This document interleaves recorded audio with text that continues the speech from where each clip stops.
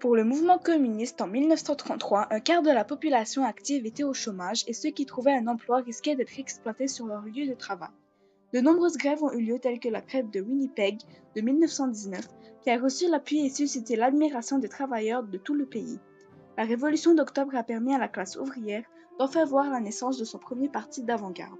Ainsi, celle-ci montrait qu'il était possible pour la classe ouvrière de renverser la bourgeoisie, de conquérir le pouvoir et d'entreprendre la construction d'une nouvelle société où les droits des travailleurs et travailleuses seraient au premier plan. Pour les militants les plus déterminés, la mise sur pied d'un parti révolutionnaire de la classe ouvrière est désormais à l'ordre du jour. C'est ainsi que vient la création du Parti communiste du Canada en 1921. Rapidement, le parti devient le défenseur de la cause ouvrière au cœur de la crise. Durant les années 30, beaucoup de membres du Parti communiste deviennent dirigeants et syndicats ouvriers canadiens ou organisateurs de nouveaux syndicats, particulièrement parmi les travailleurs industriels et non qualifiés. Les communistes du Canada et des États-Unis parviennent avec succès à organiser un certain nombre d'industries sous le nouveau Congrès des organisations industrielles.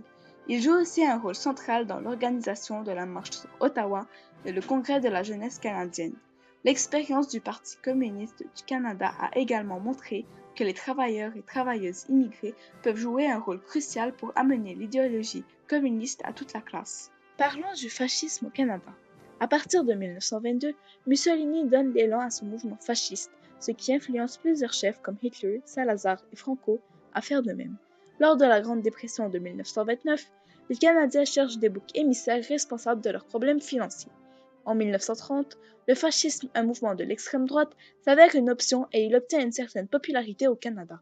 Le mouvement fasciste le plus important était le Parti de l'Unité nationale, créé en 1934, le produit d'une union entre les partis fascistes du Canada français et du Canada anglais. Ce parti préconise l'anticommunisme et le nationalisme canadien-français. Les fascistes ont utilisé différentes approches pour faire valoir leur point de vue et parvenir à leur objectif. Leur propagande était souvent diffusée par l'entremise de journaux. De plus, les partis ont entrepris des activités antisémites. D'ailleurs, les Juifs se voyaient souvent refuser l'accès au Canada lors de la Deuxième Guerre mondiale. Plus encore, certains fascistes canadiens ont maintenu des relations avec des politiciens à différents niveaux. Par exemple, Adrien Arcan, un journaliste et un chef fasciste canadien, a été appuyé et financé par Maurice Duplessis et Richard Bedford Bennett. Arcan, le Führer canadien, a même correspondu avec plusieurs fascistes d'outre-mer, par exemple des amis d'Hitler. Cependant, la GRC a finalement démantelé quelques mouvements de cette idéologie radicale et plusieurs membres fascistes ont été internés.